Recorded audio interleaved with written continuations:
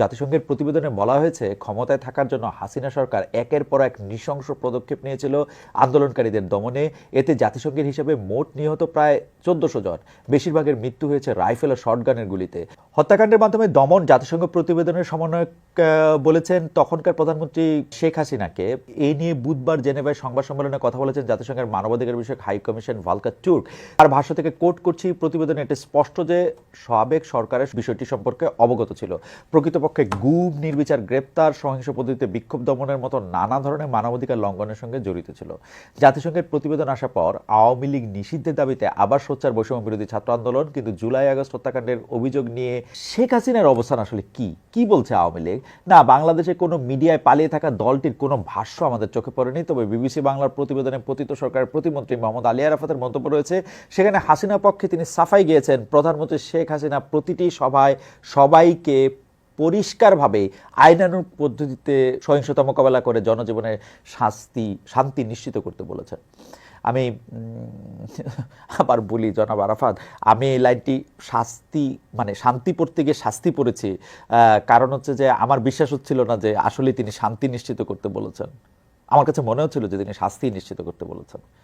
কিন্তু জনাব আরাফাত, আন্দোলন দমনে এত বল প্রয়োগ না হলে কেন করা হলো? ঘরে থাকা শিশুদের প্রাণ দিতে কেন হলো? এই প্রাণহানি তো আরও ঘটতো যদি ৫ আগস্ট মার্চ টু ঢাকা ঠেকাতে আপনাদের নেত্রীর নির্দেশনা মেনে সামরিক বাহিনী গুলি খরচ শুরু করতো জনতার দিকে তাক করে। এখানে সেনাপ্রধান জেনারেল ওয়াকারুজ্জামানকে ধন্যবাদ একটা দিতেই হয়। রক্তপাত আর চাননি বলেই যেন ছাত্র জনতা এমন একটি দিন পেয়েছিল যখন অনেকটা সেনাবাহিনী বন্দুক নয়, শুধু গোলাপের তোড়া হাতে ঢাকার রাজপথে ছিল আগস্টের ৫ তারিখে।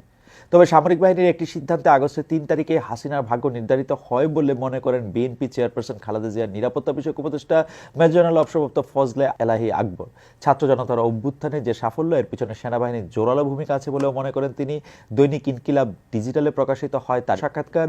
সেখানে ফজলে এলাহি আকবর ৩ তারিখে সেনাবাহিনী প্রধানের অফিসার্স অ্যাড্রেস অনুষ্ঠানের বিষয়টি সামনে আনেন।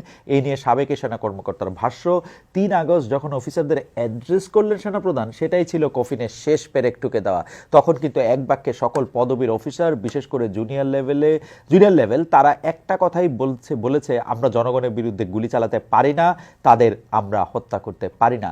এই বার্তাটাই সবচেয়ে গুরুত্বপূর্ণ ছিল। এখান থেকেই সেনাপ্রধান বুঝে গেছেন সেনাবাহিনী জনগণের সাথে আছে। হেলমেট ভবনে সেনাপ্রধানের সেদিনের বক্তব্য নিয়ে ইন্টারেস্টিং কিছু তথ্য আছে। তা বিজনেস স্ট্যান্ডার্ডের এক খবরে। অনুষ্ঠানের ১৭ দিন পর ২০ আগস্ট তাদের বাংলা সংস্করণে জাহিদ নেওয়াজ খানের সেই প্রতিবেদনে বলা হয়, বক্তব্যের এক পর্যায়ে সেনাপ্রধান প্রখ্যাত ব্যান্ড তারকা আয়ুব বাচ্চুর দুটি গানের কথা বলেন। এটি হলো, আমি তো প্রেমে পড়িনি, প্রেম আমার উপর পড়েছে। এর মানে ঝামেলা নিজেই এসে চেপেছে, মানে আমি প্রেমে পড়ি নাই, প্রেম আমার উপর আইসা পড়ছে। দ্বিতীয় গান ছিল, আরও বেশি কাঁদালে উড়াল দেব আকাশে। না, সেনাপ্রধানকে উড়াল দিতে হয়নি, তিনি আমাদের হাসিনা আপাকেই সযত্নে ভারতের দিকে উড়িয়ে দিয়েছেন। এরপর পদ্মায় গঙ্গায় অনেক জল গড়িয়েছে। আওয়ামী লীগের হাজারো নেতাকর্মী পালিয়ে গেছেন ভারতে। ঢাকার বদলে যেন কলকাতায় তারা সভা করছেন, মত বিনিময় করছেন, উদ্যানে আড্ডা দিচ্ছেন, ঘরের মাঠে বাদাম চিবুচ্ছেন। আমার একজন ভারতীয় সাংবাদিক বন্ধু আমাকে বলেছেন যে শেখ হাসিনার পার্লামেন্ট নাকি এখন কলকাতায়, আবার কেউ বলছেন যে মন্ত্রিসভা বা ক্যাবিনেট নাকি দিল্লিতে। সত্য মিথ্যা জানি না, মানে শেখ হাসিনার ক্যাবিনেট সদস্যরা কি সত্যি এখন দিল্লিতে বাদাম খাচ্ছেন, কি করতেছেন? এত লোক কোথা থেকে কখন কিভাবে ভারতে গেলেন, এই নিয়ে কিছুই পরিষ্কার করছে না অন্তর্বর্তীকালীন সরকারের স্বরাষ্ট্র মন্ত্রণালয়। শুধুই সাবেক বিচারপতি শামসুদ্দিন চৌধুরী মানিকের মতো দু একজনকে নাটকীয় কায়দায় গ্রেপ্তারের খবর দেখেছি আমরা শুরুর দিকে। এদিকে অন্যদের নয়, ভারতে থাকা শেখ হাসিনাকে নিয়ে বেশি নজর জুলাই আন্দোলনের মিত্রদের। তাকে ফিরিয়ে আনা, বিচারের মুখোমুখি করা, এ দাবি করে আসেন তারা। এ নিয়ে আবার বৃহস্পতিবার মুখ খুলেছে পররাষ্ট্র মন্ত্রণালয়। তাদের মুখপাত্র বলেছেন, হাসিনাকে দেশে ফেরাতে ঢাকা প্রয়োজনীয় নথিপত্র দিল্লিতে পাঠিয়েছে। এই নিয়ে এখন অপেক্ষা করবে বাংলাদেশ। গ্রাফিতির এই সময়ে ২.৫ দশক আগের দেয়াল লেখনের কথা মনে পড়ল। কষ্টে আছে আইজউদ্দিন, অপেক্ষায় নাজি। অপেক্ষার এই বাস্তবতা মেনে নিয়ে জাতিসংঘের প্রতিবেদন পেয়ে নড়েচড়ে বসেছে বিএনপি। তাদের দাবি, জুলাই আগস্টে বৈষম্য বিরোধী আন্দোলন দেশ জুড়ে 848 নেতাকর্মীকে হত্যা করা হয়েছে, মানে তাদের 848 জন নেতাকর্মীকে দেশ জুড়ে হত্যা করা হয়েছে এই সময়। এ নিয়ে আন্তর্জাতিক অপরাধ ট্রাইব্যুনালে শেখ হাসিনার 500 জনের বিরুদ্ধে অভিযোগ দাখিল করেছে বিএনপি।